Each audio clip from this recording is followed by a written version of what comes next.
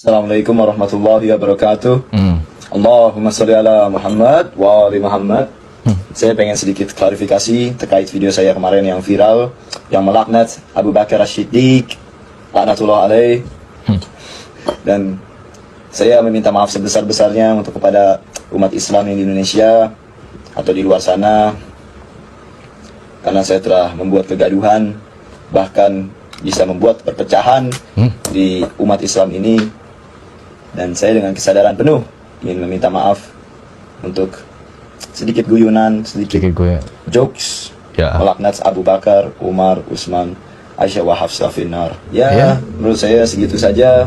Waalaikumsalam warahmatullahi wabarakatuh. Allahumma la'nat Abu Bakar. Ya, kalian dengar sendiri kan? Ya, mereka karena di Indonesia sudah mulai merasa mendapatkan perhatian, sudah mulai mendapatkan simpatik, sudah mulai mendapatkan panggung dan mendapatkan massa. Syiah di Iran, terkhusus rezim, itu adalah kelompok yang paling getol, paling keras di dalam melaknat para sahabat. Meskipun di hadapan kita mereka terkesan tidak mencaci maki para sahabat, tidak mengkafirkan para sahabat, tidak meneraka-nerakakan para sahabat, ketahuilah itu bentuk dari taqiyah. Videonya selalu saya ulang-ulang ketika mereka mengakui bahwa apa yang mereka lakukan sampai saat ini adalah taqiyah. Seandainya mereka tidak bertaqiyah dari dulu, maka tidak akan mungkin mereka ini sebesar ini sekarang. Tidak akan sebesar ini. Dan begitu pun di Indonesia. Saya punya ada beberapa data, Habib. Di momen lain, dia mengatakan bahwa tidak pantas, tidak elok, tidak etis mencaci maki para sahabat.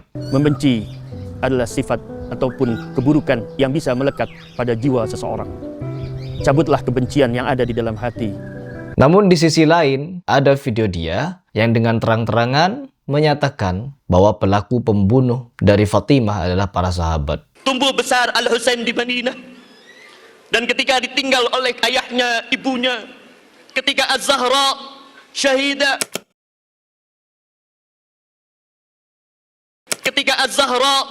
syahidah, beliau masuk ke kamar Az-Zahra dan melihat ibunya sudah tak bernyawa. Dia letakkan pipinya di telapak suci ibunya.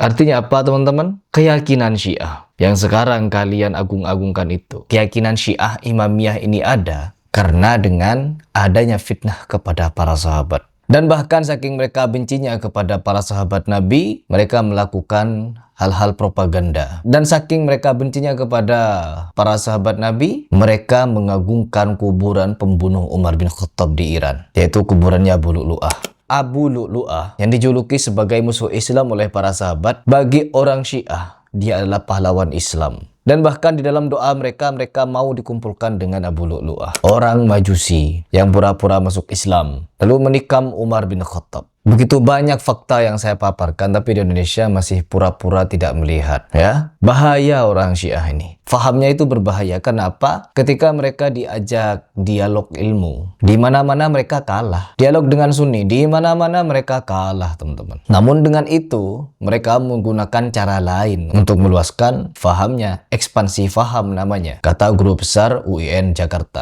Orang Syiah, terkhusus yang di Iran, apa yang mereka lakukan? Mereka memeras harta rakyatnya. Mereka mengambil saripati kekayaan alam negaranya. Untuk apa? Untuk memperluas proksi-proksinya di berbagai macam negara di Ardus Syam. Mereka meluaskan fahamnya dengan cara ekspansi faham dengan militer. Perang. Di mana-mana ada Syiah, di situ pasti ada perang. Musuh alami mereka ya Wahabi memang. Yang dimana orang-orang yang dijuluki Wahabi ini adalah orang yang paling tajam mengkritisi ajaran-ajaran Syiah. Dan orang-orang Syiah paling kepanasan dengan Salafi. Karena apa? Yaitu tadi, Orang Salafi, mereka yang memegang kendali di Mekah dan Madinah. Sedangkan orang-orang Syiah punya visi misi untuk menguasai Mekah Madinah. Dan di Mekah Madinah, mereka ingin memanggil Orochimaru. Ya, pakai jurusnya Orochimaru itu Edo Tensei dan menggali kuburan Nabi, kuburan Ahlul Bait, kuburan para sahabat. Lalu apa? Para sahabat ingin mereka kisos di hadapan Nabi. Kan mereka selalu memanggil, labbaik ya Husain, labbaik ya Husain, labbaik ya Ali. Bahkan kericuhan, kerusuhan yang menyebabkan banyak terjadi korban di Mekah sana pada tahun 1987 itu dilakukan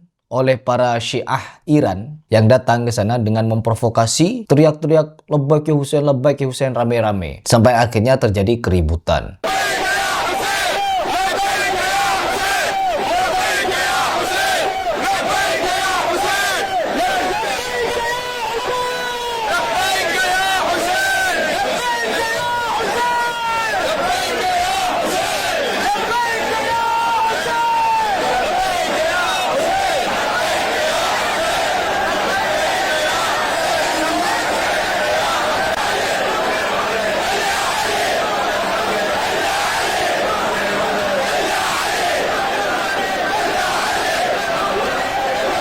Apa tujuannya teriak labbaik ya Husain? Kalau bukan ingin memprovokasi. Padahal orang Mekah Madinah juga cinta kepada Husain. Teriak mereka disumpahnya yang memusuhi Ali.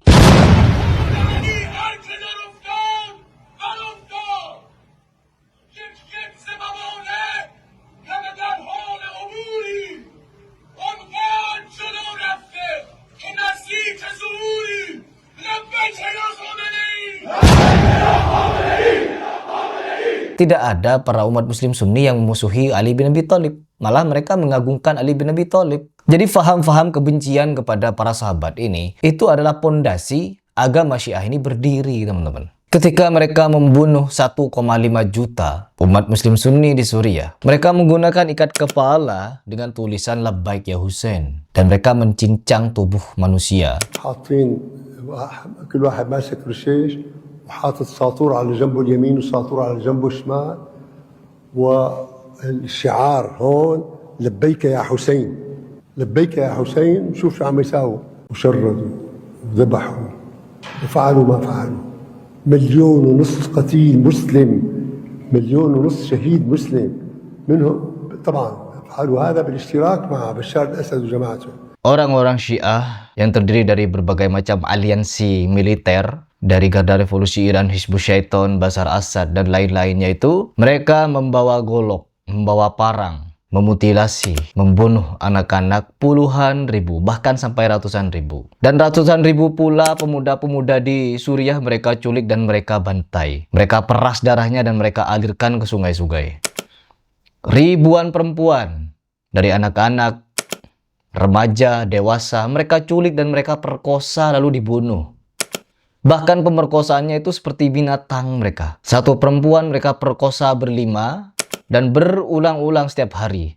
Kejam. Ini yang disebut dengan ajaran Ahlul Bait. Ini yang katanya mereka mengucapkan labbaik ya Husain, labbaik ya Ali. Dengan cara seperti ini, dan di Indonesia mereka punya panggung, teman-teman. Karena apa? Imam besar mereka, Ali Khamenei, dan beserta rezimnya ini tengah diagung-agungkan oleh bangsa Indonesia yang belum tahu pada sejarah dan jejak kejahatan mereka ketika melebarkan proksinya, kuasanya, fahamnya. Mereka memeras saripati kekayaan alam Iran, bahkan bukan cuma kekayaan alamnya. Warganya sendiri mereka peras untuk apa? Untuk membiayai proksi-proksinya di Yaman, Houthi yang membunuh ratusan ribu muslim Sunni itu, di Irak, di Lebanon, di Suriah. Uang, militer, senjata, semua mereka kirimkan untuk apa? Berperang. Ya, hanya untuk berperang, menumpas, membunuh. Karena kalau mereka diajak duduk bersama, dialog ilmiah tentang faham, sudah puluhan kasus debat ilmiah antara Sunni dan Syiah. Syiah selalu kalah. Tapi apakah mereka taubat? Mungkin ada di antara mereka yang taubat. Seperti teman saya yang sudah 15 tahun menjadi Syiah,